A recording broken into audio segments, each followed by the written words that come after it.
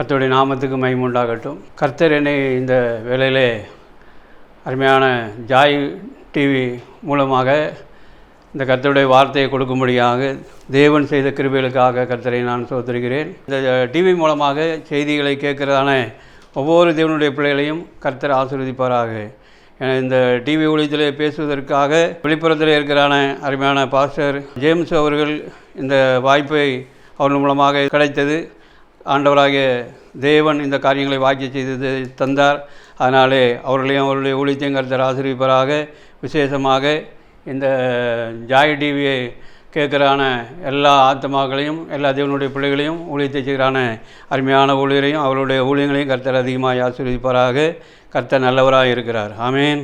கர்த்தருடைய நாமத்துக்கு மகிமை உண்டாகட்டும். சின்ன கிராமத்திலே நான் பிறந்தவன். தூத்துக்குடிங்கிறான மாவட்டத்திலே ஸ்ரீவைகுண்டம் தாலுகாவுடைய அணியாவர்களூர் என்கிறான ஒரு சிறிய கிராமத்திலே பிறந்தவன். நான் பிறந்தது முதல் என் ஆண்டவராகிய இயேசுவை குறித்து அறிகிறான அறிவிலே அந்த கிருபையிலே அந்த சத்தியத்திலே நான் வளர்ந்தேன். கர்த்தருடைய பெரிய நாமத்துக்கு மகிமை உண்டாகட்டும். காலங்கள் கடந்து போன பிற்பாடு நான் பெங்களூர் பட்டணத்துக்கு வரும்படியாக கர்த்தர் உதவி செய்தார். அந்த பெங்களூர் பட்டணத்திலே வந்து நான் ஞானஸ்நானம் பெறும்படியாகவும் பரிசுத்த ஆவியின் அபிஷேகத்தை பெறும்படியாகவும் அந்த நாட்களே கர்த்தர் தம்முடைய ஆவினாலே என்னை நிரப்பினார். அந்த காலங்களில் இருந்து நான் கர்த்தருடைய ஊழியத்தை நான் செய்து கொண்டு வருகிறேன். முதலாவது ஊழியமானது நான் தெருவுகளில் நின்று துண்டுவிரிகளை பாட்டு பாடி தெருவுகளில் நின்று சுவிசேஷம் சொல்லி இப்படியாக ஊழியங்களை நாங்கள் செய்தோம். அதுக்கப்புறமாக நான் ஞானஸ்நானம் பெற்றது 1983. நான் அபிஷேகம் பெற்றது 1984. 84 94 வரைக்கும் 1994 வரைக்கும் அநேக கிராமங்களுக்கு பெங்களூர் பட்டணத்தில் கர்நாடகா தேசத்தில் இருக்கிறான அநேக கிராமங்களுக்கு நாங்கள் பள்ளம் மேடு என்று பாராமல் அநேக கிராமங்களுக்கு ஆண்டவர் கொண்டு போனார். கர்த்தருடைய நாமத்துக்கு மகிமை உண்டாகட்டும். அந்த கர்நாடகா தேசத்திலே துண்டு பிரதிகளை கொடுத்து புதிய ஏற்பாடுகளை கொடுத்து சுவிசேஷத்தை சொல்லும்படியாக கர்த்தர் நடத்தினார். கர்த்தருடைய பெரிய நாமத்துக்கு மகிமை உண்டாகட்டும். அதுக்கப்புறமாக அந்த கிராமங்களிலே போய் வீடுகளில் போய் ஆராதனை செய்யும்படியாக கர்த்தர் எங்களை நடத்தினார். நாங்கள் கிட்டத்தட்ட 15 பேர் 20 பேர் நாங்கள் போவோம். கர்த்தருடைய பெரிய நாமத்துக்கு மகிமை உண்டாகட்டும். 94 அப்புறமாக நாங்கள் 4-5 பிரிவாக பிரிந்து அநேக கிராமங்களுக்கு நாங்கள் தனித்தனியாக போவோம். இப்படியாக கர்த்தர் என்னை நடத்தினார். அதுக்கப்புறமாக 2004 இருந்து கர்த்தருடைய கிருபையினாலே கர்த்தருடைய ஆவியானவர் என்னை இந்த திருத்துவ உபதேசத்தை பேசும்படியாக பிதா குமாரன் பரிசுத்த ஆவியானவரை பற்றி தானே இந்த சத்தியத்தை இந்த ரகசியத்தை பேசும்படியாக தேவ ஆவியானவர் என்னை ஏவினபடினாலே நான் அநேக நாட்கள் உபவாசம் இருந்தேன். அநேக நாட்கள் நான் தேவனுடைய சமூகத்திலே இருந்து நான் வேதத்தை நன்றாக ஆராய்ந்து அநேக சத்தியத்தின் ரகசியங்களை நான் அறியும்படியாக தேவன் எனக்கு உதவி செய்தார். அவருடைய அபிஷேகம் அவருடைய ஆவியானவர் கர்த்தருடைய ஆவியானவரே இதனை நடத்தினார். கர்த்தருடைய பெரிய நாமத்துக்கு மகிமை உண்டாகட்டும். அதுக்கப்புறமாக அநேக ஊழியர்கள் எனக்கு அறிமுகமானார்கள். அந்த ஊழியர்களுடைய சபைகளிலே போய் இந்த பிதா குமாரன் பரிசுத்த ஆவியானுடைய சத்தியத்தை நான் போதிக்கும்படியாக கர்த்தர் உதவி செய்தார். அது மாத்திரமில்லை, அந்த 2014 அப்புறமாக அநேக ஊழியர் மீட்டிங்களை கலந்து கொள்ளும்படியாகவும் ஊழியர்கள் மீட்டிங்களை தேவனுடைய செய்தி பேசும்படியாகவும் கர்த்தர் உதவி செய்தார். கர்த்தர் நல்லவர். அவருடைய பெரிய நாமத்துக்கு மகிமை உண்டாகட்டும். நாம் ஆராதிக்கிற தேவன் சர்வ வல்லமுள்ள தேவன். சர்வ வல்லமுள்ள தேவன் மாத்திரமல்ல, அவர் கர்த்தராகிய தேவன். சரி, வேதம் என்ன சொல்கிறது என்பதை நாம் வேதத்திலிருந்து பார்ப்போம். அதுக்கு முன்பாக ஒரு சிறிய சபம். ஆண்டவரே, உமக்கு நன்றி அப்பா. சர்வ வல்லமுள்ள தேவனே, உமக்கு நன்றி நன்றி நன்றி. உம்மை துதிக்கிறோம், உம்மை சோதரிக்கிறோம். அருமையான அந்த ஜாய் ஊழியத்தை கர்த்தர் ஆசீர்வதியும். கர்த்தாவே, இந்த டிவி மூலமாக கேட்கிறான தேவனுடைய பிள்ளைகள் ஒவ்வொருத்தரையும் கர்த்தர் ஆசீர்வதியும். கர்த்தர் பெரிய காரியங்களை செய்யும், மகிமையான காரியங்களை செய்யும். உண்மை அறிகிறான அறிவை ஜனங்கள் பெற்றுக்கொள்ளத்தக்கதாக கர்த்தர் உதவி செய்யும். இயேசு மூலம் ஜெபிக்கிறேன் ஜீவனுள்ள நல்ல பிதாவே, ஆமேன். வேதம் என்ன சொல்கிறது என்று சொன்னால் அனாதி தேவன் என்று சொல்லப்படுகிறது. அனாதி தேவன் என்று சொன்னால் அவருக்கு துவக்கமும் கிடையாது, அவருக்கு முடிவும் கிடையாது. கர்த்தருடைய பெரிய நாமத்துக்கு மகிமை உண்டாகட்டும். அவர் உலகத் தோற்றத்துக்கு முன்பாகவே அவர் அனாதி காலமாய் இருக்கிறவராகவே இருக்கிறார் என்று சொல்லி வேதவசனம் சொல்கிறது. கர்த்தருடைய பெரிய நாமத்துக்கு மகிமை உண்டாகட்டும். அவர் சாவாமை உள்ள தேவன், ஒருவரும் கண்டிராத தேவன், காணக்கூடாத தேவன் என்று சொல்லி வேதம் சொல்கிறது. கர்த்தருடைய பெரிய நாமத்துக்கு மகிமை உண்டாகட்டும். இந்த காணக்கூடாத தேவன், அறியப்படாத தேவன், அவர் முதலாவதாக ஆவியிலே சாயலிலே எங்கும் நிறைந்த நிறைந்தவராக இருந்தார். கர்த்தருடைய பெரிய நாமத்துக்கு மகிமை உண்டாகட்டும். அவருக்கு அவருடைய சாயலுக்கு எல்லை இல்லை. அவர் எங்கும் நிறைந்தவர், வானாதி வானங்களும் கொள்ளாதவர் என்று சொல்லி வேதம் சொல்லுகிறது. கர்த்தருடைய பெரிய நாமத்துக்கு மகிமை உண்டாகட்டும். யாத்திராகமத்திலே 3ஆம் அதிகாரம் 14ஆம் வசனம் சொல்லுகிறது, நான் இருக்கிறவராகவே இருக்கிறேன் என்று சொல்லி மோசேயினிடத்திலே சொல்லுகிறார். கர்த்தருடைய பெரிய நாமத்துக்கு மகிமை உண்டாகட்டும். பவுல் தீமோத்தேயுக்கு எழுதும்போது 6ஆம் அதிகாரம் 16ஆம் வசனத்திலே சொல்லுகிறார், சாவாமை உள்ள தேவன் என்று சொல்லுகிறார். இப்படியாக வேதத்திலே பார்க்கும்போது சங்கீதக்காரன் சொல்லுகிறான், என்றென்றைக்கும் சதா காலமும் சோஸ்திரிக்கப்படத்தக்கவர் என்று சொல்லப்படுகிறது. சதா காலமும், இந்த காலத்துக்கு துவக்கம் இல்லை, முடிவில்லை. கர்த்தருடைய பெரிய நாமத்துக்கு மகிமை உண்டாகட்டும். மோசே தன்னுடைய ஜெபத்திலே சங்கீதத்திலே சொல்கிறான், நீரே அனாதியா என்றென்றைக்கும் தேவனாய் இருக்கிறீர் என்று சொல்லுகிறான். கர்த்தருடைய பெரிய நாமத்துக்கு மகிமை உண்டாகட்டும். நெகேமியா சொல்லுகிறான், அனாதியாய் இருக்கிற தேவனாகிய கர்த்தரை சோத்திரிங்கள் என்று சொல்லுகிறான். கர்த்தருடைய பெரிய நாமத்துக்கு மகிமை உண்டாகட்டும். சகல சிருஷ்டிகளும் உண்டாக்கப்படுவதற்கு முன்பாக தேவனுக்கு ரூபம் இல்லை. கர்த்தருடைய பெரிய நாமத்துக்கு மகிமை உண்டாகட்டும். அவர் அனாதி காலங்களாக அவர் தேவ சாயலிலே இருந்தபடினாலே அவர் துவக்க முடிவு இல்லாதவராய், அவர் எங்கும் நிறைந்தவராய். சாலமோன் தன்னுடைய ஞானத்தினாலே சொல்கிறான், வானாதி வானங்களும் உம்மை கொள்ளாதே என்று சொல்கிறான். கர்த்தருடைய பெரிய நாமத்துக்கு மகிமை உண்டாகட்டும். ஏசாயா தீர்க்கதரிசியிலே சொல்லப்படுகிறது, 60ஆம் அதிகாரம் 1ஆம் வசனத்திலே சொல்லப்படுகிறது, வானம் உமக்கு சிங்காசனம், பூமி உமக்கு பாதபடி என்று சொல்லப்படுகிறது. அப்படி என்று சொன்னால் தேவன் தம்முடைய சாயலிலே அளவிட முடியாதவராக அவர் எங்கும் நிறைந்தவராக இருந்தார். கர்த்தருடைய பெரிய நாமத்துக்கு மகிமை உண்டாகட்டும். ஆனபடினாலே இந்த எங்கும் நிறைந்த தேவனை ஒருவனும் ஒரு காலமும் கண்டதில்லை என்று வேதம் சொல்கிறது. கர்த்தருடைய பெரிய நாமத்துக்கு மகிமை உண்டாகட்டும். தேவன் அனாதி தீர்மானம் என்ன என்று சொன்னால், தேவன் சகலத்தையும் சிருஷ்டிக்க வேண்டும். இந்த சிருஷ்டிப்புகளுக்கெல்லாம் தேவன் ரூபம் கொடுக்கும்படியாக தேவன் அனாதி காலங்களிலே அவர் தீர்மானித்ததினாலே அந்த ரூபங்களுக்கு தன்னை வெளிப்படுத்தும்படியாக, தன்னை காணும்படியாக, எல்லா சிருஷ்டிப்புகளும் கர்த்தரை துதிக்கும்படியாக, கர்த்தரை சோதரிக்கும்படியாக, கர்த்தரை ஆராதிக்கும்படியாக தேவன் எல்லாவற்றையும் சிருஷ்டித்தார். இந்த சிருஷ்டிக்கப்பட்ட ஒவ்வொரு சிருஷ்டிப்புக்கும் தேவன் அளவுகளை வைத்திருக்கிறார், ஒரு எல்லையை வைத்திருக்கிறார். அந்த அளவின்படி அவைகள் எல்லாம் தம்மை பார்த்து தம்மை காண வேண்டும், தம்மை ஆராதிக்க வேண்டும் என்பதற்காகவே அவர் என்ன செய்தார் என்று சொன்னால், தன்னை முதலாவது அவர் ரூபப்படுத்திக் கொண்டார். கர்த்தருடைய பெரிய நாமத்துக்கு மகிமை உண்டாகட்டும். அல்லேலூயா. கர்த்தர் ஆசீர்வதிப்பாராக. ஏசாயா தீர்க்கதரிசியின் புத்தகத்திலே 40ஆம் அதிகாரம் 28ஆம் வசனம் இவ்வண்ணமாக சொல்கிறது, கர்த்தராய் அனாதி தேவன் என்று சொல்கிறான். கர்த்தருடைய பெரிய நாமத்துக்கு மகிமை உண்டாகட்டும். கர்த்தராய் அனாதி தேவன், அனாதியிலே சாயலாய் இருந்த தேவன் இப்பொழுது கர்த்தராகிய தேவன் என்று சொல்லப்படுகிறது. கர்த்தருடைய பெரிய நாமத்துக்கு மகிமை உண்டாகட்டும். இந்த ரகசியங்கள் எல்லாம் யாருக்கு வெளிப்படும் என்று சொன்னால், தேவனுக்கு பயந்து நடக்கிறவர்களுக்கும், தேவ அபிஷேகம் பெற்றவர்களுக்கும், தேவ சமூகத்திலே காத்திருக்கிறவர்களுக்கும் தான் இந்த ரகசியங்கள் வெளிப்படும் என்று வேதத்திலே நாம் பார்க்க முடிகிறது. கர்த்தருடைய பெரிய நாமத்துக்கு மகிமை உண்டாகட்டும். சங்கீதக்காரன் இப்படியாக சொல்கிறான், 25ஆம் சங்கீதம் 14ஆம் வசனத்திலே, கர்த்தருக்கு பயந்தவர்களிடத்திலே தேவனுடைய ரகசியம் இருக்கிறது என்று சொல்கிறான். கர்த்தருடைய பெரிய நாமத்துக்கு மகிமை உண்டாகட்டும். தேவன் தம்முடைய ரகசியங்களை பரிசுத்தவான்களுக்கு வெளிப்படுத்துகிறார். சோதோம் குமாராவை அழிக்க போகும்போது ஆபிரகாமுக்கு அந்த சோதோம் குமாரை நான் அழிக்க போறேன் என்று ஆபிரகாமிடத்திலே தேவன் பேசினார். கர்த்தருடைய பெரிய நாமத்துக்கு மகிமை உண்டாகட்டும். பவுல் இவ்வண்ணமாக சொல்லுகிறான். 1 கொரிந்தியர் 2ஆம் அதிகாரம் 7ஆம் வசனத்திலே இவ்வண்ணமாக சொல்லப்படுகிறது, உலகத் தோற்றத்துக்கு முன் தேவன் தம்முடைய மகிமைக்காக ஏற்படுத்தினதும் மறைக்கப்பட்டதுமான ரகசியமான தேவன் ஞானத்தை பேசுகிறோம் என்று சொல்கிறான். கர்த்தருடைய பெரிய நாமத்துக்கு மகிமை உண்டாகட்டும். தேவனுடைய ரகசியங்களை அறிய வேண்டும் என்று சொன்னால், தேவனை பற்றியான அறிவு நமக்கு வேண்டும் என்று சொன்னால், காணக்கூடாத தேவனை நாம் காண வேண்டும் என்று சொன்னால், அறியப்படாத நாமை அறிய வேண்டும் என்று சொன்னால், கர்த்தருடைய ஆவியானவர்களாலே அது ஆகும். கர்த்தருடைய பெரிய நாமத்துக்கு மகிமை உண்டாகட்டும். கர்த்தருடைய ஆவியானவருக்கு மறைவானது ஒன்றுமே இல்லை என்று வேதத்திலே நாம் பார்க்கிறோம். அப்படினாலே அவர்தான் அந்த ரகசியங்களெல்லாம் நமக்கு வெளிப்படுத்துவார். அவர்தான் அந்த ரகசியங்களெல்லாம் வெளிப்படுத்துவார் என்று சொன்னால், நாம் தேவனுடைய வார்த்தைக்கு நாம் முதலாவது ஆண்டவராக இயேசு கிறிஸ்து மூலமாக வெளிப்பட்டதான ஒவ்வொரு கட்டளைகள், ஒவ்வொரு பிரமாணங்கள், ஒவ்வொரு உபதேசங்களையும் நாம் அப்படியே கைப்பிடித்து, அப்படியே வலது பக்கம் இடது பக்கம் சாயாதபடி நாம் அப்படியே அதை கை கொண்டால் மாத்திரமே அந்த ரகசியங்கள் நமக்கு வெளிப்படும். ஏனென்று சொன்னால், தேவனுடைய வார்த்தைக்கு கீழ்ப்படிந்து தேவனுடைய வார்த்தையின்படியே நாம் நடக்கும்போது தான் ஆவியானவர் நம்மளோடு கூட இருப்பார். கர்த்தருடைய பெரிய நாமத்துக்கு மகிமை உண்டாகட்டும்.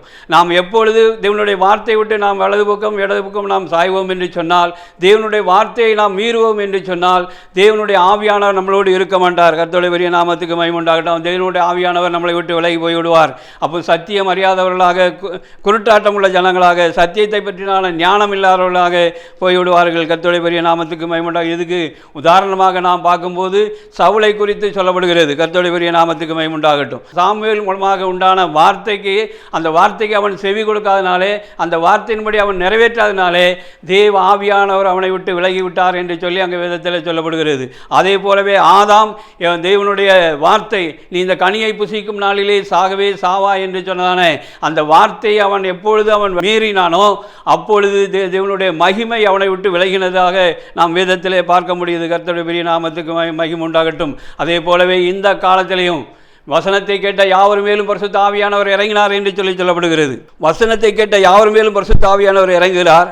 ஆனால் வசனத்தின்படி நடக்கிறவர்களிடத்தில் தான், வசனத்தை கைக்கொள்கிறவர்களிடத்தில் தான், வசனத்துக்கு கீழ்ப்படுகிறவர்களிடத்தில் தான் தேவ ஆவியானவர் அவர்களை தொடர்ந்து அவர்களோடு இருந்து அவர்களை தம்முடைய குமாரனுடைய மகிமைக்கு ஒப்பான மகிமை அவர்களை அடையும்படியாக அவர் தொடர்ந்து அவர்களோடு இருந்து அவர் வாசம் பண்ணுகிற தேவனாக இருக்கிறார். கர்த்தருடைய பெரிய நாமத்துக்கு மகிமை உண்டாகட்டும். இப்படியாக கர்த்தராகிய அநாதி தேவன், இந்த ரகசியத்தை அறிகிறதுக்கு தேவனுடைய ஆவியின் அபிஷேகம் நமக்கு இருந்தால் தான் அதனுடைய அதனுடைய ரகசியத்தை நாம் அறிந்து கொள்ள முடியும். அந்த ரகசியத்தை நாம் புரிந்து கொள்ள முடியும். கர்த்தருடைய பெரிய நாமத்துக்கு மகிமை உண்டாகட்டும். அப்போ இங்கே பவுல் சொல்லும்போது, இதோ நான் உங்களுக்கு ஒரு ரகசியத்தை அறிவிக்கிறேன். 1 கொரிந்தியர் 15ஆம் அதிகாரம் 51ஆம் வசனத்தில் இவ்வண்ணமாக சொல்கிறது. கொலோசியருக்கு எழுதும்போது பவுல் எழுதுகிறான், ஆதி காலமும் தலைமுறை தலைமுறைக்கும் மறைக்கப்பட்டு இப்பொழுது அவருடைய பரிசுத்தவான்களுக்கு வெளியாக்கப்பட்ட ரகசியமாகிய தேவ ஞானத்தை பூரணமாய் தெரியப்படுத்துகிறதுக்காக நான் ஊழியக்காரன் ஆனேன் என்று சொல்கிறான். கர்த்தருடைய பெரிய நாமத்துக்கு மகிமை உண்டாகட்டும். இந்த தேவ ரகசியங்கள் பூரணமாய் வெளிப்படுத்தும்படியாக, பூரணமாய் உபதேசிக்கும்படியாக பவுலை கொண்டு அநேக நிருபங்களை தேவ ஆவியானவர் எழுதினார். கர்த்தருடைய பெரிய நாமத்துக்கு மகிமை உண்டாகட்டும். மனுஷனுக்கு பரலோக ராஜ்யத்திலே என்ன மேன்மைகள் இருக்கிறது, பரலோக ராஜ்யத்திலே மனுஷன் அடைய போவதான இந்த மேன்மைகள், அந்த ராஜ்யங்கள், அதை குறித்ததான காரியங்கள் சீசர்களுக்கு அது வெளிப்பட்டது. கர்த்தருடைய பெரிய நாமத்துக்கு மகிமை உண்டாகட்டும். ஆனபடினாலே ஆவியாயிருந்த தேவன் தம்மை எல்லா சிரிப்புகளுக்கும் தம்மை வெளிப்படுத்தும்படியாக அவர் ரூபமானார். அந்த ரூபத்துக்கு தான் கர்த்தர் என்று சொல்லி வேதத்திலே நாம் பார்க்க முடிகிறது. கர்த்தருடைய பெரிய நாமத்துக்கு மகிமை உண்டாகட்டும். தீர்க்கதரிசியின் புத்தகத்திலே 45ஆம் அதிகாரம் 5ஆம் வசனத்திலையும் 6ஆம் வசனத்திலையும் பார்க்கும்போது கர்த்தராகிய நானே தேவன் என்று சொல்கிறார். தேவனாய் இருந்தவர், ஆவியிலே எங்கும் நிறைந்தவர், ஆவியின் சாயலிலே இருந்தவர், இப்பொழுது அவரே கர்த்தராய், நானே கர்த்தராகிய தேவன், நானே கர்த்தர் என்று சொல்கிறார். என்னை அல்லாமல் வேறே தேவன் இல்லை என்று சொல்கிறார். கர்த்தருடைய பெரிய நாமத்துக்கு மகிமை உண்டாகட்டும். அப்படி என்று சொன்னால் பிதாவாகிய தேவன், ஆவியாயிருந்த தேவனே, அவரே எல்லா சிற்றிப்புகளையும் உண்டாக்கும்படியாக, எல்லா சிற்றிப்புகளையும் ரூபப்படுத்தும்படியாக முதலாவது அவர் தன்னை ரூபப்படுத்தி கொண்டார். எல்லா ரூபத்துக்கும் அளவு உண்டு. கர்த்தருடைய பெரிய நாமத்துக்கு மகிமை உண்டாகட்டும். மனுஷனுக்கு ஒரு அளவு உண்டு. நம்முடைய ரூபத்துக்கு ஒரு 5 அடியிலிருந்து 6 அடி வரைக்கும் நம்ம வளர்த்தி இருப்போம். நம்முடைய பாடி லென்த் வந்து ஒரு 2 அடியிலிருந்து 3 அடி வரைக்கும் இருப்பார்கள். இவ்வளோதான் மனுஷனுடைய அளவு. அதே போல் ஒவ்வொன்றுக்கும், தூதனுக்கும் ஒவ்வொரு அளவு உண்டு. தூதன் நம்மளை விட கொஞ்சம் பெரியவன் என்று சொல்லி வேதம் சொல்கிறது. கர்த்தருங்கிறான வார்த்தைக்கும் அவருக்கும் ஒரு அளவு உண்டு, ஒரு எல்லை உண்டு. கர்த்தருடைய பெரிய நாமத்துக்கு மகிமை உண்டாகட்டும். அந்த எல்லையிலே அவர் அந்த அளவிலே இருக்கும்போது தான் அவரை முகமுகமாய் நாம் பார்க்க முடியும். அவர் வானாதி வானங்களும் ஆவியின் சாயலிலே இருக்கும்போது அவரை பார்க்க முடியாது. கர்த்தருடைய பெரிய நாமத்துக்கு மகிமை உண்டாகட்டும். ஆனபடினாலே அவர் தன்னை ரூபப்படுத்தி கொண்டபடினாலே தேவனுடைய பிள்ளைகள் எங்கே இந்த கர்த்தரை ஆராதிக்கிறார்களோ அவர்கள் மத்தியிலே வந்து தன்னை வெளிப்படுத்துகிற தேவனாய், முகமுகமாய் பார்க்கக்கூடிய தேவனாய் இருக்கிறார். இதைத்தான் வேதத்திலே சொல்லப்படுகிறது. மோசே தேவனை முகமுகமாய் பார்த்தான் என்று சொல்லி யாத்திராகமத்திலே 33ஆம் அதிகாரம் 11ஆம் வசனம் இவ்வண்ணமாக சொல்கிறது.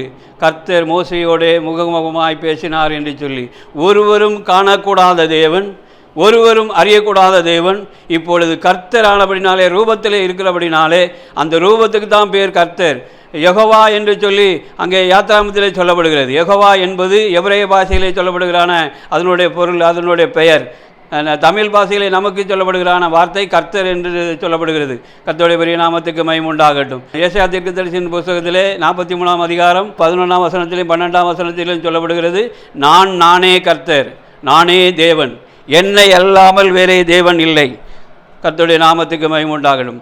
எல்லாவற்றையும் அவரே படைத்தவர், எல்லாவற்றையும் அவரே உண்டாக்கினவர். அதை எப்படி உண்டாக்கினார் என்று சொன்னால் வேதத்திலே சொல்லப்படுகிறது. கர்த்தருடைய நாமத்துக்கு மகிமை உண்டாகட்டும். எல்லா சிருஷ்டிகளையும் சிருஷ்டிக்கிறதுக்கு முன்பாக, எல்லா சிருஷ்டிப்புக்கும் முன்பாகவே பிதாவாகிய தேவனும் கர்த்தராக இருக்கிறார், குமாரனாகிய இயேசு கிறிஸ்துவும் கர்த்தராக இருக்கிறார், ஆவியானவரும் கர்த்தராக இருக்கிறார். கர்த்தருடைய பெரிய நாமத்துக்கு மகிமை உண்டாகட்டும். ஆவியானவருக்கும் ரூபம் உண்டு, ஆண்டவராக இயேசு கிறிஸ்துவுக்கும் ரூபம் உண்டு. அவர் ஆதி முதல் இருக்கிற தேவனாக இருக்கிறார். அவரையே ஆதியும் அந்தமும் என்று சொல்லப்படுகிறது. கர்த்தருடைய பெரிய நாமத்துக்கு மகிமை உண்டாக. அது மட்டுமல்ல, எல்லா சிருஷ்டிகளையும் குமாரன் மூலமாகவே உண்டாக்கினார் என்று சொல்லி வேதம் தெளிவாய் நமக்கு சொல்கிறது. கர்த்தருடைய பெரிய நாமத்துக்கு மகிமை உண்டாகட்டும். ஆனபடினாலே தெய்வ சாயல் அளவிட முடியாததாக இருக்கிறது, தேவனுடைய ரூபமானது அளவுள்ளதாக இருக்கிறது. கர்த்தரை எல்லாரும் காண முடியும், ஆவியாக இருக்கிற தேவனை ஒருவனும் காண முடியாது. கர்த்தருடைய பெரிய நாமத்துக்கு மகிமை உண்டாகட்டும். ஆண்டவராக இயேசு கிறிஸ்து சொல்கிறார், தேவனை ஒருவன் ஒரு காலம் கண்டு, அவர் ஆவியாக இருக்கிறார், ஒருவனும் ஒரு காலம் கண்டதில்லை. ஆனால் பிதாவின் மடியிலே இருக்கிறான் ஒரே பேரான குமாரனே அவனை வெளிப்படுத்தினார் என்று சொல்லப்படுகிறது. கர்த்தருடைய பெரிய நாமத்துக்கு மகிமை உண்டாகட்டும். ஆனபடினாலே முதலாவது சொல்லப்பட்டதான அனாதி தேவன், அந்த அனாதி தேவனை பற்றிதான ரகசியங்களை அறிந்து கொள்வதற்கு தேவ ஆவியின் அபிஷேகம் பெற்றதான பிள்ளைகள் தான் அந்த ரகசியத்தை அறிய முடியும். அவர் தெய்வ சாயலின்படியே இருக்கிறார். அதுக்கப்புறமாக சொல்லப்படுகிறது கர்த்தராகிய தேவன் என்று சொல்லி வேதத்திலே சொல்லப்படுகிறது. கர்த்தருடைய பெரிய நாமத்துக்கு மகிமை உண்டாகட்டும். நானே கர்த்தர், நானே தேவன் என்று சொல்கிறார். பிதாவாகிய தேவனும் கர்த்தராக இருக்கிறார், ஆவியான தேவனும் கர்த்தராக இருக்கிறார், குமாரனாகிய இயேசுவும் கர்த்தராகவே இருக்கிறார் என்று சொல்லி அவர் இந்த பூமியிலே இருந்ததான காலங்களிலே மத்தேயு எழுதின சுவிசேஷம் 7ஆம் அதிகாரம் 21ஆம் வசனம் சொல்கிறது. இயேசுநாதர் சொல்கிறார், கர்த்தாவே கர்த்தாவே என்று என்னை நோக்கி கூப்பிடுகிறவன் அதை ஒரு நாளும் பிரவேசிப்பதில்லை என்று சொல்லப்படுகிறது. அவர் அது மாத்திரமல்ல, 28ஆம் அதிகாரம் மத்தேயு 28:6 சொல்லப்படுகிறது, அவர் கர்த்தர் என்று சொல்லப்படுகிறது. அப்படியே மார்க்கிலையும், மார்க் 16:20, லூக்கா 10:1, யோவான் எழுதின சுவிசேஷம் 21:12 அவர் இந்த பூமியிலே மனுஷனாக இருக்கும்போதே அவரை குறித்து அவர் கர்த்தர் என்று சொல்லப்படுகிறது. கர்த்தருடைய பெரிய நாமத்துக்கு மகிமை உண்டாகட்டும். நம்முடைய பாவங்களை போக்கும்படியாக, நம்முடைய அக்கிரமங்களை போக்கும்படியாக, நமக்காக அவர் மரிக்கும்படியாக, அவர் பலியாய் செலுத்தும்படியாக தான் இந்த பூமியிலே அவர் மனுஷனாக இறங்கி வந்தார். அவரை குறித்து ஆட்டுக்குட்டி, இதோ உலகத்தின் பாவங்களை சுமந்து தீர்க்கிறதான தேவ ஆட்டுக்குட்டி என்று சொல்லப்படுகிறது. கர்த்தருடைய பெரிய நாமத்துக்கு மகிமை உண்டாகட்டும். ஆனபடினாலே அவரை சிங்கம் என்றும், யூதராஜ சிங்கம் என்றும் சொல்லப்படுகிறது. இதை ஏன் சொல்கிறேன் என்று சொன்னால், கர்த்தருடைய நாமத்துக்கு மகிமை உண்டாகட்டும். ஆவியானவரை இன்றைக்கு அநேகர் புறாவின் ரூபத்திலே இருக்கிறதாக சொல்லிக்கொண்டு இருக்கிறார்கள். ஆவியானவர் புறாவின் ரூபத்திலே அல்ல. ஏனென்று சொன்னால், தேவன் எனக்கு சொன்னதான காரியத்தை நான் இந்த வேளையிலே உங்கள் மத்தியிலே சொல்வதற்கு நான் ஏவுறப்படினாலே, தேவன் என்னை சொல்லுவதற்கு வைத்திருக்கிறபடினாலே நான் சொல்லுகிறேன். கர்த்தருடைய நாமத்துக்கு மகிமை உண்டாகட்டும். நீங்கள் நன்றாக அறிந்து கொள்ளுங்கள், கர்த்தர் நியாயாதிபதி, கர்த்தர் வல்லமையான பயங்கரமான தேவன், நாம் ஆராதிக்கிற தேவன் சர்வ வல்லமுள்ள தேவன். அவர் சாதாரணப்பட்ட தேவன் அல்ல, எல்லாவற்றையும் நியாயத்தீர்ப்பிலே கொண்டு வந்து நிறுத்துகிற தேவன். கர்த்தருடைய பெரிய நாமத்துக்கு மகிமை உண்டாகட்டும். ஆனபடினாலே வேதத்திலே சத்தியத்தை, வசனத்தை ஒன்றை கூட்டவும் கூடாது, ஒன்றை குறைக்கவும் கூடாது. கர்த்தருடைய பெரிய நாமத்துக்கு மகிமை உண்டாகட்டும்.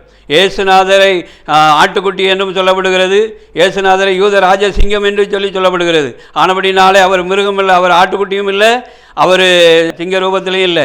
நமக்காக பலியாகும்படியாக இந்த பூமியிலே அவர் மனுஷனாக இறங்கி வந்தபடினாலே அவர் மனுஷனுடைய சாயலை, மனுஷனுடைய ரூபத்தை அவர் தரித்து கொண்டார்.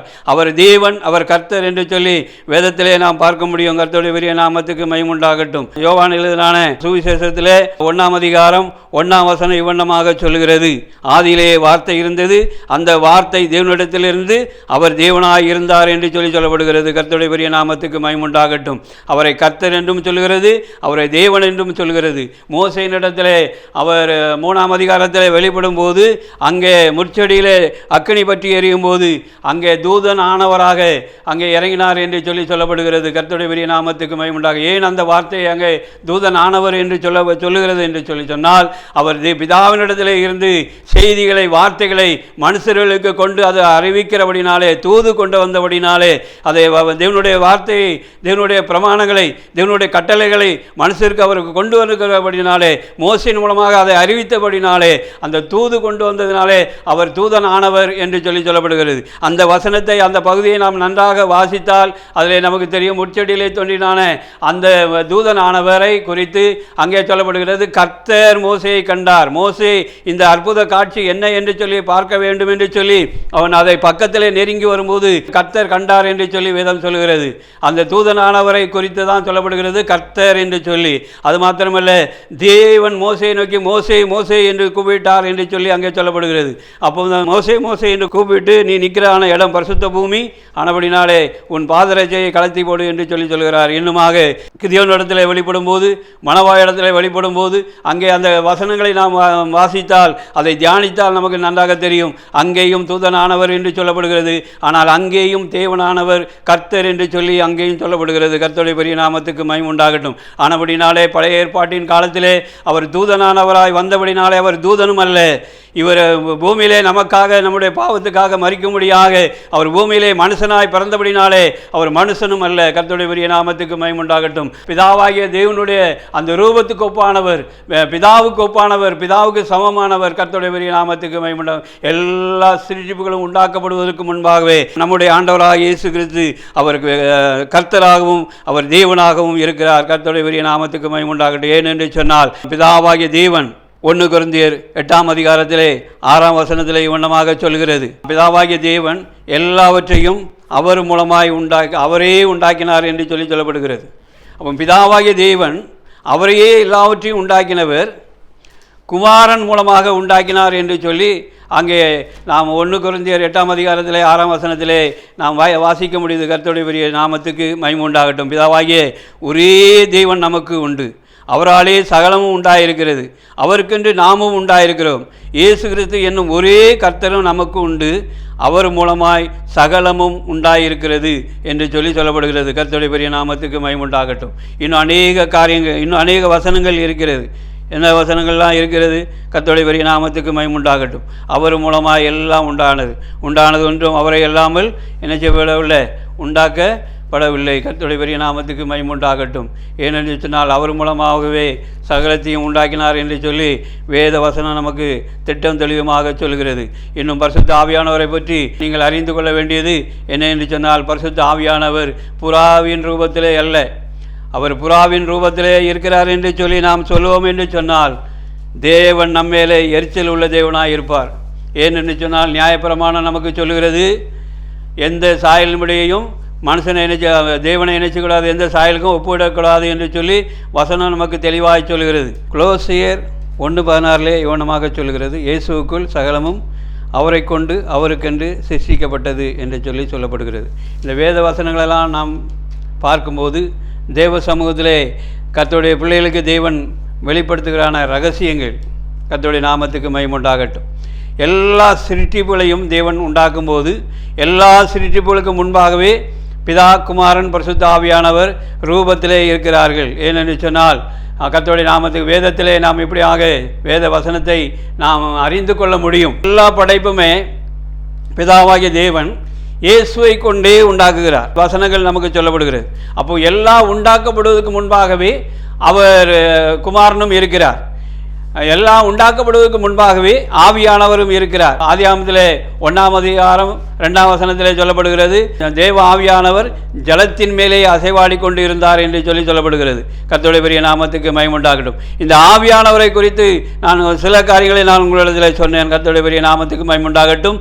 ஆவியானவர் புறாவின் சாயலிலேயோ புறாவின் ரூபத்திலேயோ அல்ல. கர்த்தருடைய பெரிய நாமத்துக்கு மகிமை உண்டாகட்டும். தேவ ஆவியானவர் அவர் கர்த்தராய் இருக்கிறார் என்று சொல்லி 2 கொரிந்தியருக்கு 3ஆம் அதிகாரம் 17-18 பவுல் இவ்வண்ணமாக சொல்கிறான், கர்த்தரே ஆவியானவர், ஆவியாய் இருக்கிற கர்த்தர் என்று சொல்கிறான். கர்த்தருடைய பெரிய நாமத்துக்கு மகிமை உண்டாகட்டும். ஆவியாய் இருக்கிற ஆவியானவர் அவர் கர்த்தராய் இருக்கிறார் என்பதற்கு அந்த வேத வசனமே நமக்கு சாட்சி. லூக்கா எழுதின புத்தகத்திலே நாம் பார்க்கும்போது 3ஆம் அதிகாரத்திலே அங்கே சொல்லப்படுகிறது, தேவ ஆவியானவர் ரூபம் கொண்டு புறாவை போல இறங்கினார் என்று சொல்லப்படுகிறது. அவர் புறாவை போல இறங்கினார் என்பதற்காக அவர் புறா அல்ல. கர்த்தருடைய பெரிய நாமத்துக்கு மகிமை உண்டாகட்டும். அவர் புறாவை போல இறங்கினார் என்று சொன்னால் எல்லா பறவைகளையும் பார்க்கும்போது எந்த பறவையுமே வேகமாக பறந்து வந்து அது விவேகமாக அது எவ்வளோ வேகத்தில் வந்து பறந்து வருகிறதோ அவ்வளோ அது வேகத்தில் வந்து அந்த இடத்துல வந்து அமரும். இந்த புறாவானது அது எவ்வளோ வேகத்தில் வந்தாலும் அது அந்த ஒரு இடத்துல அமரும்போது அது வேகமாய் வந்து அமராது. அது சிறகை அடித்து அடித்து மெதுவாக அது இறங்குறது இடம் எந்த பாதிப்பும் இல்லாதபடி எந்த பாரமும் இல்லாதபடி அது மெதுவாக வந்து இறங்கும். அதே போலவே ஆவியானவர் கிறிஸ்துவின் மேலே மெதுவாய் வந்து இறங்கினார். அந்த எந்த பாரமும் இல்லாதபடி எந்த அழுத்தமும் இல்லாதபடி அவர் மெதுவாக வந்து இறங்கினார் என்பதற்கு அடையாளமாக தான் புறாவை போல இறங்கினார் என்று சொல்லப்படுகிறதே ஒழிய அவர் புறாவாக இறங்கினார் என்று சொல்லவில்லை. வேத வசனத்தை நாம் நன்றாக அறிந்து நாம் போதிக்க வேண்டியதாக இருக்குது. வேத வசனத்தை நாம் நன்றாக உணர்ந்து அதை வேத வசனத்தை நாம் ஆராய்ந்து பார்த்து சத்தியத்தை சத்தியன்படியை நாம் போதிக்க வேண்டும். இல்லை என்று சொன்னால் வேதம் சொல்கிறது நியாயப்பிரமாண 10 கட்டளையிலே தேவன் முதலாவது சொல்லுகிறார், நான் எரிச்சல் உள்ள தேவன் என்று சொல்லுகிறார். இங்கே நம்ம எவ்வளவு பெரிய ஊழியக்காரராக இருந்தாலும் சரி, நம்ம எவ்வளவு பெரிய பரிசுத்தவான்களாக இருந்தாலும் சரி, வேதத்துக்கு சத்தியத்தை நாம் அறிந்து சத்தியத்தின்படி போதிக்காமல் நாம் இருப்போம் என்று சொன்னால் தேவன் நம்ம மேலே எரிச்சல் உள்ள தேவனாக இருப்பார். கர்த்தருடைய நாமத்துக்கு மகிமை உண்டாகட்டும். என்று சொன்னால் அவர் எந்த மிருகத்தின் சாயலிலேயோ எந்த பறவையின் சாயலிலேயோ அல்ல, அவர் தம்மை போல தம்முடைய சாயலின்படியையும் தம்முடைய ரூபத்தின்படியையும் மனுஷனை உண்டாக்கினார். நாம் எப்படி எந்த ரூபத்தில் இருக்கிறோமோ அதே ரூபத்தில் அவருடைய ரூபத்தில் தான் நம்மை உண்டாக்கினார். அப்போ அந்த ரூபத்தில் தான் அவர் இருக்கிறாரே ஒழிய வேறு எந்த ரூபத்திலையும் அவர் இல்லை. கர்த்தருடைய பெரிய நாமத்துக்கு மகிமை உண்டாகட்டும். கர்த்தர் நல்லவராக இருக்கிறார். ஆனபடினாலே இப்படி நம்ம ஆவியானவர் புறா ரூபத்தில் இருக்கிறார் என்று சொல்லியோ புறாவின் சாயலிலே இருக்கிறார் என்று சொல்லியோ நாம் உபதேசம் பண்ணுவோம் என்று சொன்னால் ஆவியானவர் நம்மேலே துக்கப்படுகிறவராக இருப்பார். பிதாவாகிய தேவன் நம்மேலே எரிச்சல் உள்ள தேவனாக இருப்பார். கர்த்தருடைய பெரிய நாமத்துக்கு மகிமை உண்டாகட்டும். ஆனபடினாலே பிதாவாகிய தேவன் ஆவியானவரையும் குமாரனையும் நம்மை போல மனுஷனை உண்டாக்குவோமாக. அப்படி என்று சொன்னால் தேவன் தம்மை போல தாம் எப்படி ஆவியாக இருந்து அவர் ரூபமானாரோ அதே போல மனுஷனை என்ன செஞ்சார், முதலாவது ஒரு மண்ணை எடுத்து அவனுடைய மனுஷ ரூபத்தை அவனுக்கு கொடுத்தார். மனுஷ ரூபத்தில் அவனை ஒரு மனுஷனாக அவனை உருவாக்கி அதுக்கப்புறமாக தன்னுடைய ஜீவ சுவாசத்தை அவனுக்கு மேலே ஊதினார். அவன் ஜீவ ஆத்மானான் என்று சொல்லப்படுகிறது. இது மனுஷனுடைய சிருஷ்டிப்பு. இது கர்த்தருடைய பெரிய நாமத்துக்கு மகிமை. மனுஷனை உண்டாக்குதல். ஆனால் தேவன் அப்படி இல்லை. கர்த்தருடைய பெரிய நாமத்துக்கு மகிமை. ஆவியாயிருந்த தேவன் முதலாவது கர்த்தரானார். கர்த்தரான பின்பாடு அந்த கர்த்தரில் இருந்தே அவர் தம்முடைய ஆவியானவரை வெளிப்படுத்தினார். அந்த ஆவியானவர் வெளிப்பட்ட பிற்பாடு கர்த்தரிலிருந்து அவர் வெளிப்பட்டபடினாலே அவர் கர்த்தர். அப்படியே கர்த்தரிலே இருந்தே குமாரனாகிய இயேசு கிறிஸ்துவை ஜெனிப்பித்தார் என்று சொல்லி வேத வசனங்கள் நமக்கு தெளிவாக சொல்லப்படுகிறது. கர்த்தருடைய பெரிய நாமத்துக்கு மகிமை உண்டாகட்டும். ஆண்டவராகிய இயேசு கிறிஸ்து ஜெனிப்பிக்கப்பட்டவர் என்று சொல்லி சங்கீதம் 2ஆம் சங்கீதத்தில் 7ஆம் வசனமும் நீதிமொழிகளில் 8ஆம் அதிகாரம் 24ஆம் வசனம் 26ஆம் வசனத்திலையும் அப்போஸ்தலர்களில் 13:32 எபிரேயரில் 1ஆம் அதிகாரம் 5ஆம் வசனமும் 5ஆம் அதிகாரம் 5ஆம் வசனமும் இவ்வண்ணமாக சொல்கிறது. நம்முடைய ஆண்டவராக இயேசு கிறிஸ்து எல்லா சிரிப்புக்கும் முன்பாகவே அவர் பிதாவாகிய தேவன் குமாரனை ஜெனிப்பித்தார் என்று சொல்லப்படுகிறது. ஏனென்று சொன்னால் அவர் ஜெனிப்பிக்கப்பட்டு அவர் கர்த்தராய் இருக்கும்போது தான் அவரை கொண்டு எல்லாவற்றையும் உண்டாக்கினார். அவருக்கென்றே உண்டாக்கினார். அவர் மூலமாய் உண்டாக்கினார் என்று சொல்லி நாம் வேதத்திலே நாம் பார்க்க முடிகிறது. கர்த்தருடைய பெரிய நாமத்துக்கு மகிமை உண்டாகட்டும். ஆனபடினாலே பிரியமான தேவனுடைய ஜனங்களே, தேவனுடைய பிள்ளைகளே, கர்த்தர் உங்களை ஆசீர்வதிப்பாராக. இந்த சத்தியம் பேசும்படியாக தேவன் எனக்குள்ளே தந்ததான வாஞ்சை பாரம் ஏவுதல் இதையெல்லாம் கர்த்தர் இந்த நாட்களில் டிவி மூலமாக பேசுவதற்கு எனக்கு உதவி செய்தார். கர்த்தருடைய பெரிய நாமத்துக்கு மகிமை உண்டாகட்டும். கர்த்தர் நல்லவராக இருக்கிறார். அவருடைய திட்டங்கள் அனாதி தீர்மானங்கள் எல்லாம் அவர் மனுஷனை கொண்டு மனுஷருக்கென்று எதை செய்தாரோ மனுஷருக்கென்று எதை வைத்திருக்கிறாரோ அதையெல்லாம் தேவன் இந்த நாட்களை நிறைவேற்ற அவர் வல்லவராக இருக்கிறார். கர்த்தருடைய பெரிய நாமத்துக்கு மகிமை உண்டாகட்டும். இங்கே 7 வானமண்டலங்களை குறித்து நான் இங்கே படம் வைத்திருக்கிறேன். கர்த்தருடைய நாமத்துக்கு மகிமை உண்டாகட்டும். ஆண்டவராக இயேசு கிறிஸ்து அதின் காலத்திலே பிதாவாகிய தேவன் அதின் காலத்திலே அதின் காரியங்களை தேவன் செய்கிறவராக இருக்கிறார். கர்த்தருடைய பெரிய நாமத்துக்கு மகிமை உண்டாகட்டும். கர்த்தர் நல்லவராக இருக்கிறார். நமக்கு கொடுக்கப்பட்ட காரியங்கள் என்ன என்று சொன்னால் மனுஷர்களை உண்டாக்கின நோக்கம் என்ன என்று சொன்னால் நமக்கென்று தேவன் ஒரு ராஜ்யத்தை வைத்திருக்கிறார். அந்த ராஜ்யத்துக்குள்ளே நாம் பிரவேசிப்பதற்கு இயேசு கிறிஸ்துவினுடைய மகிமையை அந்த சரீரத்தை நாம் தரித்து கொண்டால் மாத்திரம்தான் பிதாவாகிய தேவனை நாம் காண முடியும், அவரை பார்க்க முடியும். இல்லை என்று சொன்னால் பிதாவாகிய தேவனை நாம் நினைக்க முடியாது, பார்க்கவும் முடியாது, காணவும் முடியாது. ஏனென்று சொன்னால் தேவன் பட்சிக்கிற அக்னியாக இருக்கிறார், அவர் எங்கும் ஒளி நிறைந்தவராக இருக்கிறார். மனுஷனை உண்டாக்கின பிற்பாடு தேவன் அதன் காலத்திலே அதன் காரியத்தை நாம் செய்ததாக வேதத்திலே பார்க்க முடிகிறது. கர்த்தருடைய பெரிய நாமத்துக்கு மகிமை உண்டாகட்டும். ஏனோஸ் என்கிறான ஆதாமுடைய பேரன், அதாவது சேத்தனுடைய குமாரன் காலத்திலே கர்த்தரை தொழுது கொண்டார்கள் என்று சொல்லப்படுகிறது. கர்த்தருடைய நாமத்துக்கு மகிமை உண்டாகட்டும். 7ஆம் தலைமுறையான ஏனோக்கு எடுத்துக்கொள்ளப்பட்டான் என்று சொல்லி வேதம் சொல்கிறது. 10ஆம் தலைமுறையான நோவா அந்த அழிவுக்குரியான ஜனங்கள், அந்த ஜனங்களிலிருந்து காக்கப்படும்படியாக தேவன் அவனுக்கு ஒரு வேலையை உண்டாக்க சொல்லி அந்த நோவாவுடைய குடும்பம் அந்த அழிவிலே இருந்து காக்கப்பட்டது என்று சொல்லப்படுகிறது. அது நோவா 10ஆவது தலைமுறை. கர்த்தருடைய நாமத்துக்கு மகிமை உண்டாகட்டும். நான் சில காரியங்களை மட்டும் நான் வேகமாய் சொல்லிவிட்டு போகிறேன். கர்த்தருடைய பெரிய நாமத்துக்கு மகிமை உண்டாகட்டும். வேதத்திலே 1000 தலைமுறையை சொல்லப்பட்டு இருக்கிறது. 1000 தலைமுறை மட்டும் அவர் இரக்கமுள்ளவராக, அவர் கிருபை நிறைந்தவராக நம்ம மேலே இருக்கிறார், மனுஷன் மேலே. கர்த்தர் நல்லவர். யாத்ராமத்திலே சொல்லப்படுகிறது, உபாகமத்திலே சொல்லப்படுகிறது, இப்படி சில காரியங்களில் சொல்லப்படுகிறது. ஒரு தலைமுறைக்கு 100 வருஷம் என்று சொல்லி அந்த வேதத்திலே நாம் ஆராய்ந்து பார்க்கும்போது அதை கணக்கெடுக்க முடியுது. கர்த்தருடைய பெரிய நாமத்துக்கு மகிமை உண்டாகட்டும். இப்படியே நாம் பார்க்கும்போது கிறிஸ்துவ ஆபிரகாம் 20வது தலைமுறை என்று சொல்லப்படுகிறது. இந்த 20வது தலைமுறையிலே தேவன் தமக்கென்று ஒரு சந்ததியை, தமக்கென்று ஒரு ஜனத்தை அவர் பிரித்து எடுத்தார்.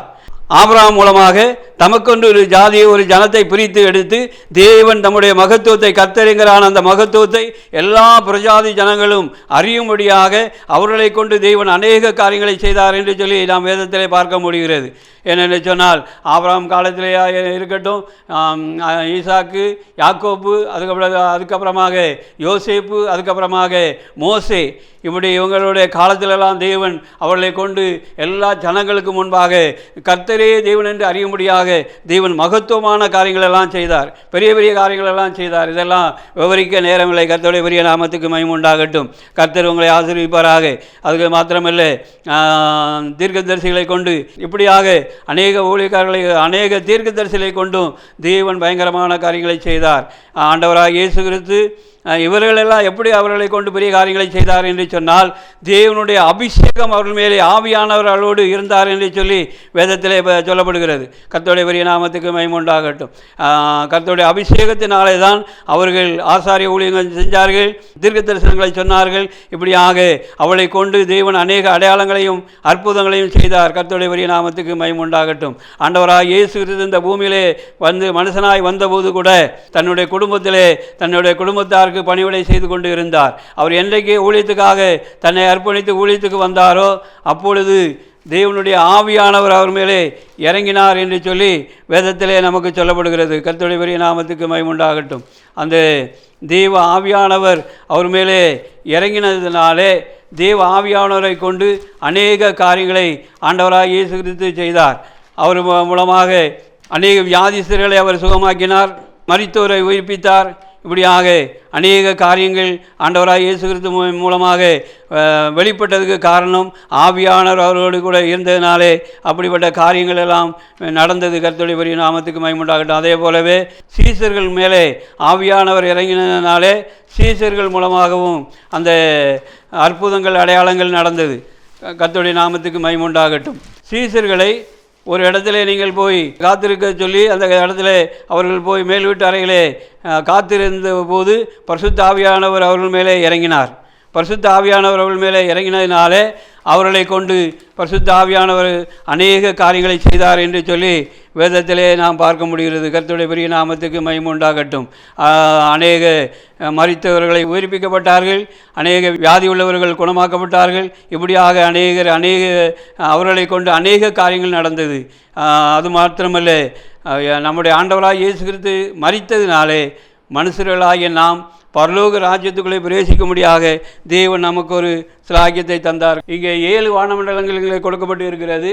இது முதலாவது நான் இது ஆரம்பத்து 7 வானமண்டலங்களை நான் இங்கே காண்பித்திருக்கிறேன். இது மனுஷர்கள் இருக்கிறான இப்பொழுது வாழ்ந்து கொண்டு இருக்கிறான காலத்திலே ஒவ்வொரு மனுஷனுடைய காரியங்களும் இங்கே இதில் நான் காண்பித்திருக்கிறேன். பாவியாகிய மனுஷன் எங்கே போவான், பரிசுத்தவான்கள் எங்கே போவார்கள், பாவிகளுக்கு கொடுக்கப்படுகிற இடங்கள், அதாவது தேவன் எனக்கு வெளிப்படுத்தினான காரியங்களை நான் இங்கே படமாக போட்டு இப்படியாக நான் இந்த உபதேசத்தை நான் செய்து கொண்டு வருகிறேன். இது பரலோகமும் பரலோக ராஜ்யமும் இங்கே இருக்கிறது. இங்கே எந்த மனுஷன் தேவனை ஆராதிக்கிற பிள்ளைகள், கர்த்தருக்கு பயப்படுகிற பிள்ளைகள், இயேசு கிறிஸ்துவை ஏற்றுக்கொண்ட பிள்ளைகள், அவர்கள் இளைப்பாறக்குள்ளே அவருடைய ஆத்மா பிரவேசிக்கிறது. இது தூதர்கள் வாசகரம் என்கிறான இந்த இடம். இந்த இடம் மரணம் என்கிறான வாசஸ்தலம். இங்கே பூமிக்கு உரியதான பாவங்களிலே, அநியாயங்களே, அக்கிரமங்களே, பூமியினுடைய வாழ்க்கையை பணத்துக்காக உலகத்துக்காக வாழுகிறவர்கள் இந்த நரகத்துக்குள்ளே போகிறார்கள்.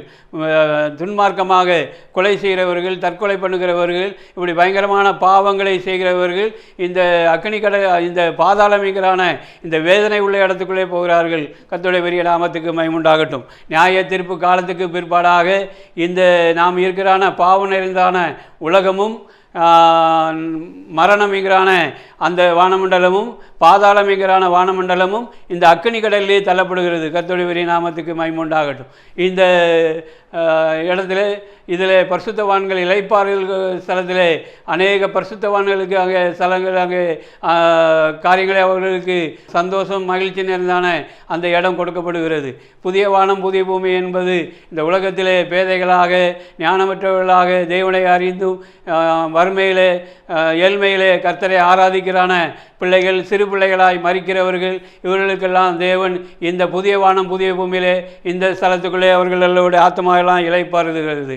கர்த்தருடைய நாமத்துக்கு மகிமையுண்டாகட்டும். இந்த பரலோக மண்டலம் என்பது இந்த இடத்திலே பிதாவாகிய தேவன் குமாரனாகிய இயேசு கிறிஸ்து இப்போ மரித்து குமாரனாகிய இயேசு கிறிஸ்து தேவனுடைய வலது வருஷத்தில், பிதாவின் வலது வருஷத்திலே நமக்காக பரிந்து பேசிக்கொண்டு இருக்கிறார். கர்த்தருடைய நாமத்துக்கு மகிமையுண்டாகட்டும். பரிசுத்த ஆவியானவர் சபையிலே உலாவுகிறார். சபையிலே இருக்கிறான பரிசுத்தவான்களோடு, தேவனுடைய ஊழியக்காரர்களோடு கர்த்தருடைய ஆவியானவர் இருந்து கிரியைகளை நடப்பித்து கொண்டு இருக்கிறார். கர்த்தருடைய பெரிய நாமத்துக்கு மகிமையுண்டாகட்டும். இப்போ தேவனுக்காக தன்னை வெறுத்து, உலகத்தை வெறுத்து கர்த்தருக்காக தியாகமாய் ஊழியஞ்சுகிறவர்கள், பூரணப்பட்டவர்கள், மனவாட்டியாக எடுத்துக்கொள்ளப்படுகிறவர்களுக்கு இந்த சிங்காசனத்தில் ஆளுகை கொடுக்கப்படுகிறது. மற்ற பரிசுத்தவான்களுக்கு சரியான அறகுறையாக சில காரியங்களை என்ன சொல்லுகிறது, குறைபாடு உள்ளவர்களாக, அதாவது சில காரியங்களை இயேசு கிறிஸ்துவை ஏற்றுக்கொண்டும் அவருடைய தெய்வமாய் அறிந்தும் முழு நேர ஊழியம் செய்யாதபடி சில சுவிசேஷங்களை செய்து கொண்டு இப்படியாக கொஞ்சம் குறைபாடு உள்ளவர்களுக்கு அதை விவரித்து சொல்வதற்கு எனக்கு நேரம் இல்லாததுனாலே நான் அதை சுருக்கமாக சொல்ல வேண்டியதாக இருக்கிறது. அவர்களுக்கு அந்த விருந்து வீடு என்கிறான பரலோக ராஜ்யத்திலே கல்யாண விருந்து என்கிறான அந்த ஸ்தலத்திலே அவர்களுக்கு தேவன் அந்த இடத்தை கொடுக்கிறார். கர்த்தருடைய பெரிய நாமத்துக்கு மகிமையுண்டாகட்டும். வேதத்திலே சொல்லப்படுகிறது, இயேசு கிறிஸ்து சொல்லுகிறார், நல்ல நிலத்தில் விழுந்ததான விதை, சதவீதம் பலன் கொடுத்தவர்கள், பூரணப்பட்டவர்கள், அவர்கள் தான் மனவாட்டியங்களான அந்த ஸ்தானத்தை அடைவார்கள். எப்படி சொன்னால், பிதாவினிடத்திலே பிரவேசிப்பதற்கு குமாரனுடைய மகிமைக்கு ஒப்பான மகிமையை தரித்து கொண்டால் மாத்திரமே அந்த பிதாவின் சமூகத்தில், அந்த சிங்காசனத்தில் அவரோடு கூட அவரை முகமுகமாய் பார்க்க முடியும். மற்றவர்களுக்கு அந்த குமாரனுடைய மகிமையை, அந்த ரூபத்தை அவர்கள் தரித்து கொள்ளவில்லை என்று சொன்னால் அந்த இடத்துக்குள்ளே பிரவேசிக்க முடியாது. எப்படி, அதுக்கு உதாரணத்துக்கு ஒரு காரியத்தை சொல்லுகிறேன். தானியேல் புத்தகத்திலே சாத்ராக், மேசாக், ஆபேத் நேகோவை தூக்கி அக்கினியிலே போட்டார்கள். அந்த அக்கினி அந்த சாத்ராக், மேசாக், ஆபேத் நேகோவை அதை பட்சிக்கவில்லை. ஏனென்று சொன்னால் பரிசுத்த ஆவியானவர் அவளோடு கூட இருந்தார். ஆனபடினாலே அந்த அக்கினி அவர்களை பட்சிக்கவில்லை. அதே போலவே பிதாவாகிய தேவன் ஒருவரும் சேரக்கூடாத ஒளியில் வாசம் பண்ணுகிறவர், அவர் பட்சிக்கிற அக்கினியாக இருக்கிறவர். அவருடைய சமூகத்திலே பரிசுத்தவான்கள் போய் நிற்கும்போது இவர்கள் கிறிஸ்துனுடைய மகிமையை, ஆண்டவராக இயேசு கிறிஸ்துனுடைய குமாரனுடைய மகிமைக்கு ஒப்பான மகிமையை தரித்தவர்கள் அவருக்கு முன்பாக போய் நிற்கும்போது அந்த மகிமை அவர்களை மூடிக்கொள்கிறது, அந்த மகிமை அவர்களை காத்துக்கொள்கிறது. கர்த்தருடைய பெரிய நாமத்துக்கு மகிமையுண்டாகட்டும். கர்த்தர் நல்லவராக இருக்கிறார். இப்படியாக நமக்கென்று தேவன் சில திட்டங்களை, சில தீர்மானங்களை தேவன் வைத்திருக்கிறார். இதை நான் சுருக்கமாக சில காரியங்களை நான் சுருக்கமாக சொல்லிவிட்டேன். இன்னும் விவரித்து பேசுகிறதுக்கு இன்னும் காலங்கள் சமயங்கள் போதாது. ஆண்டவராக இயேசு கிறிஸ்து எனக்கு கொடுக்கப்பட்டான இந்த நேரத்தில் இந்த சத்தியத்தை பேசும்படியாக தேவன் செய்த கிருபைகள், இந்த சத்தியத்தை நீங்கள் அறிவீர்கள் என்று சொன்னால், இந்த காலத்தில் ஆண்டவராக இயேசு கிறிஸ்து மரித்து உயிர்த்தெழுந்து போன பிற்பாடு யார் யார் பரிசுத்த தேவனுடைய வார்த்தையை ஏற்றுக்கொண்டு, இயேசுவை ஏற்றுக்கொண்டு அவருடைய வார்த்தைக்கு கீழ்ப்படிந்து அவருடைய வார்த்தையின்படி நடக்கிறார்களோ, அவருடைய வசனத்தை கேட்ட யாவர் மேலும் பரிசுத்த ஆவியானவர் இறங்கினார். அப்போ அந்த பரிசுத்த ஆவியானவர் இறங்கி இருக்கும்போது வசனத்தை கேட்டவர்கள் அந்த வசனத்தின்படியே நடக்க வேண்டும்.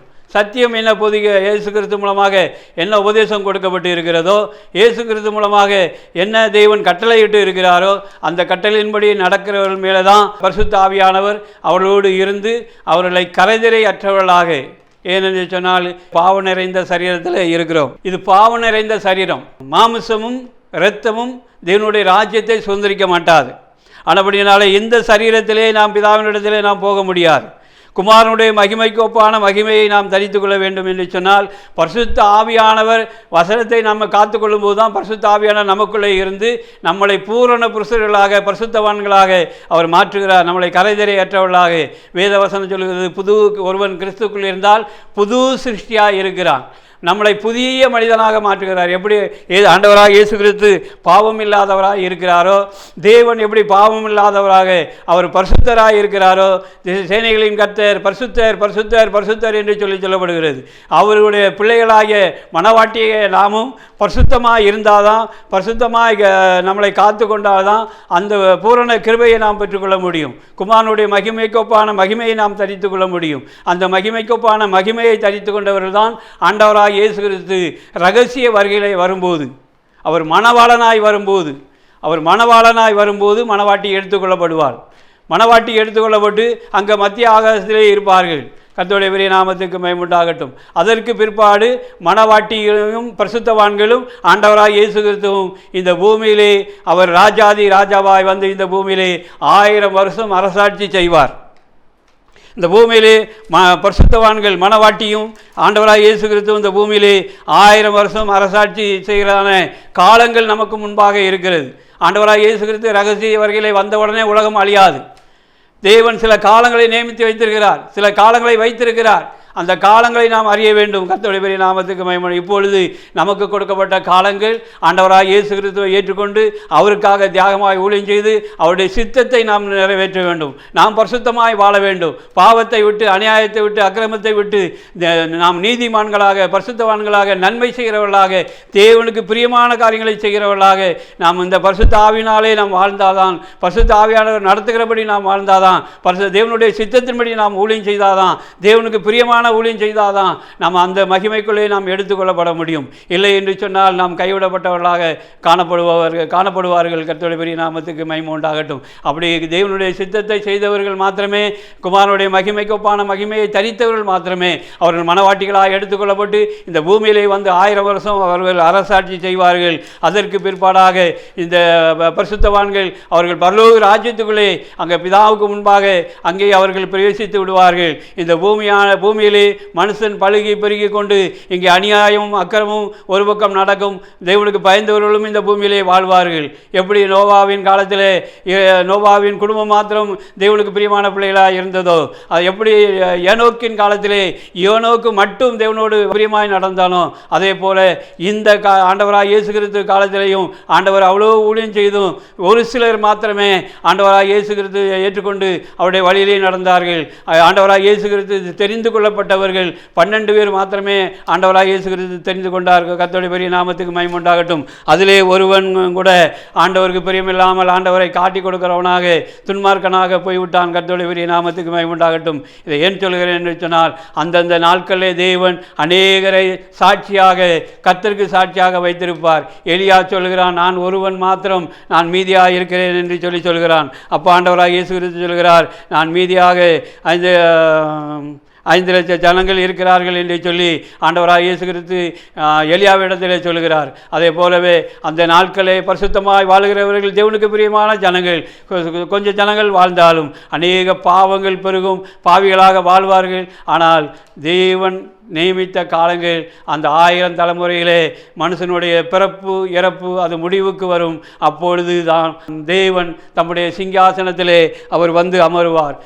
எல்லாரும் அவருக்கு முன்பாக பூமியிலே எவ்வளவு மனுஷர்கள் பிறந்தார்களோ, எவ்வளவு மனுஷர்கள் பிறந்து மரித்தார்களோ, எல்லா மனுஷரும் அவர்களுக்கு முன்பாக அவர்கள் ரூபத்திலே மனுஷ ரூபத்திலே அவருக்கு முன்பாக நிற்பார்கள் என்று சொல்லி வேதத்திலே நம்ம பார்க்க முடியும், வேதத்திலே அறிந்து கொள்ள முடியும்.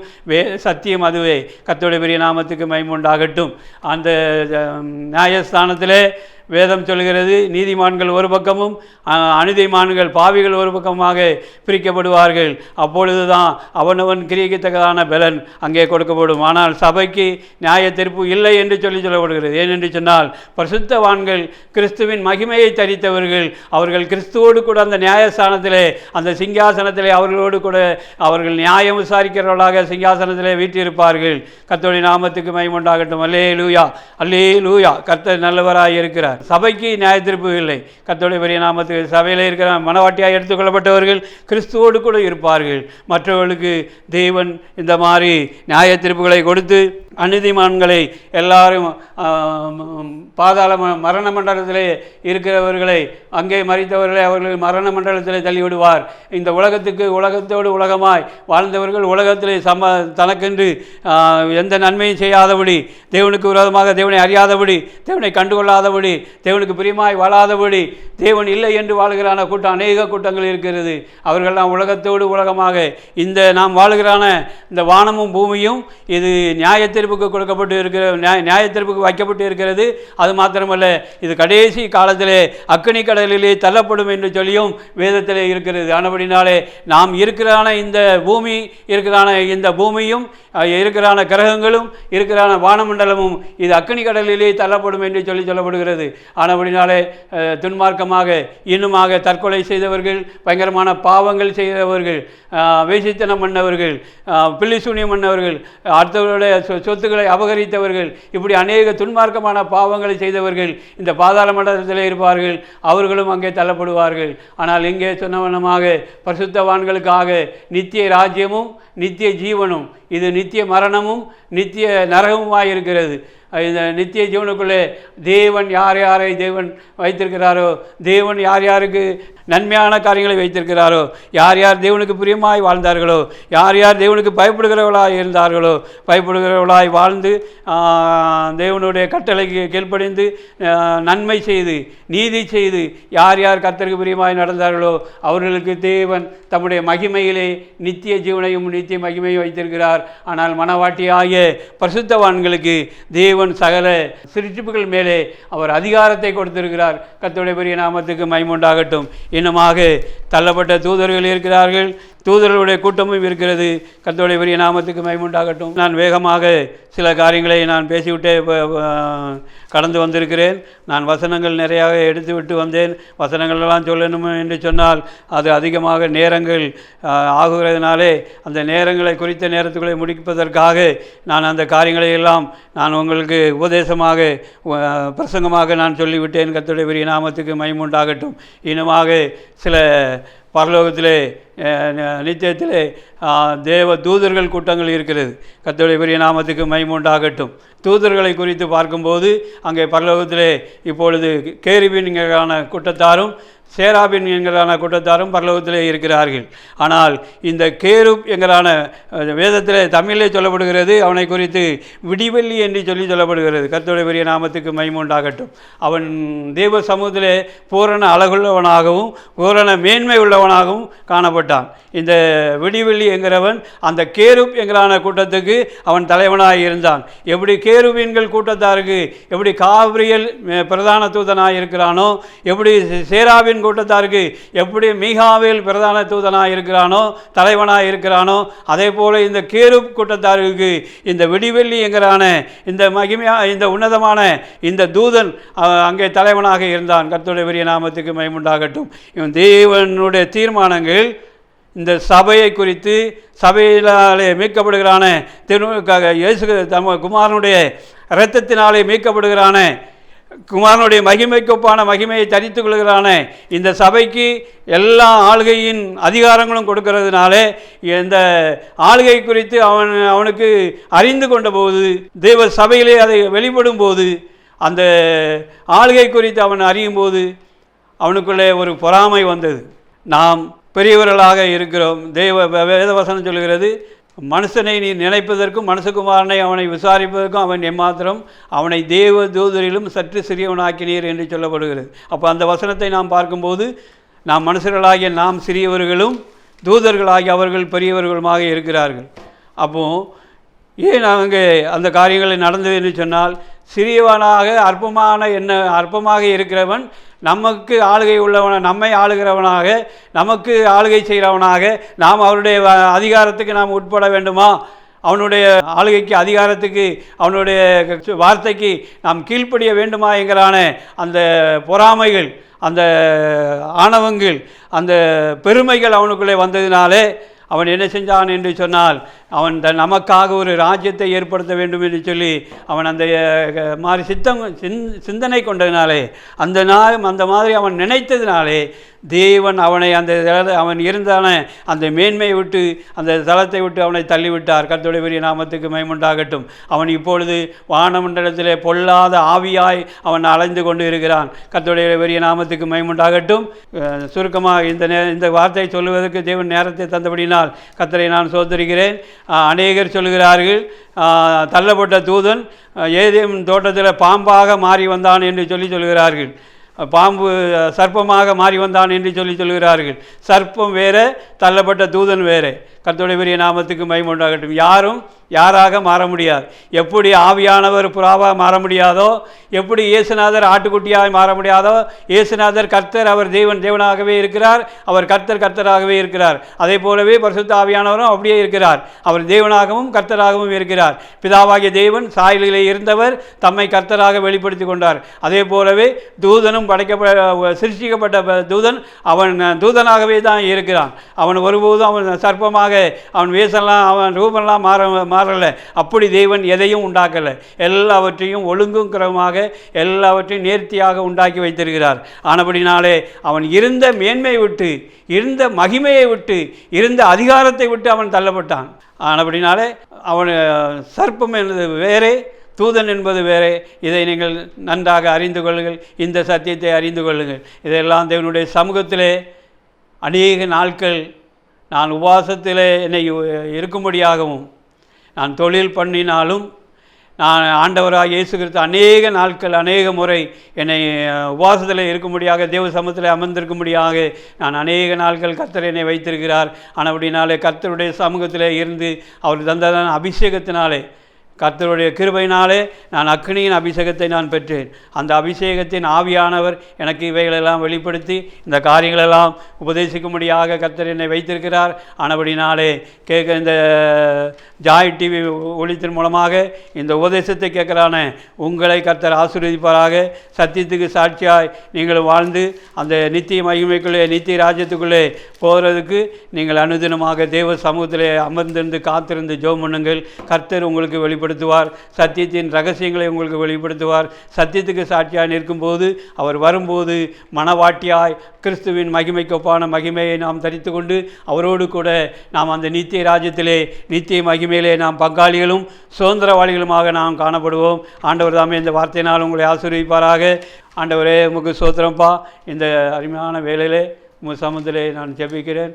பெங்களூர் பட்டணத்தில் இருந்து வந்து கர்த்தாவே இந்த அருமையான வேலையிலே இந்த ஜாய் டிவிங்கிறான இந்த ஊழியத்திலே இந்த தேவனுடைய தாசர், தேவனுடைய உமது மகன் நடத்துகிறான இந்த டிவி நிகழ்ச்சியிலே உம்முடைய வார்த்தையை பேசும்படியாக தேவன் தந்த கிருபைக்காக உமக்கு நன்றி. இந்த வார்த்தையை கேட்டதான ஒவ்வொரு ஜனங்களையும் கர்த்தர் ஆசீர்வதிப்பீராக. அவர்கள் சத்தியத்தை அறிகிற அறிவிலே உமக்காக கனி கொடுப்பதற்கு, உமக்காக வாழ்வதற்கு, அந்த நித்திய மகிமையிலே உமோடு கூட எடுத்துக்கொள்ளப்பட்டு அந்த பரலோக ராஜ்யத்துக்குள்ளே இந்த கொடுக்கப்பட்டதான இந்த காலத்தில் அப்பா பூரண கிருபைகளை, அப்பா பாவங்கத்தை வெறுத்து பொல்லாப்பை விட்டு கர்த்தாவே தேவனுடைய பிள்ளைகளாய் வாழ்ந்து தேவனுடைய சித்தத்தை அறிந்து பிதாவின் சித்தத்தை அறிந்து தனக்கு கொடுக்கப்பட்டதான ஊழியத்திலே உண்மையுத்தமாக இருந்து அந்த நித்திய மகிமையிலே உம்மோடு கூட இருப்பதற்கு கர்த்தர் ஒவ்வொருத்தருக்கும் உதவி செய்வீராக. ஒவ்வொருத்தரையும் கர்த்தர் ஆசீர்வதித்து நடத்துவீராக. இந்த வேதத்துக்காக சமத்திலே நான் செபிக்கிறேன். கூட வந்தான ஊழியர்களுக்காக எல்லாருக்காகவும் செபிக்கிறேன். கர்த்தர் ஆசீர்வதியும், அடிமையுமாயினுமாய் ஆசீர்வதியும், எல்லாவற்றையும் பொறுப்படுத்திக் இயேசு மூலம் ஜெபிக்கிறேன் சொன்னுள்ள நல்ல பிதாவே. ஆமேன் ஆமேன். கர்த்தர் தாமே உங்களை யாவரையும் ஆசீர்வதிப்பாராக. ஆமேன் ஆமேன்.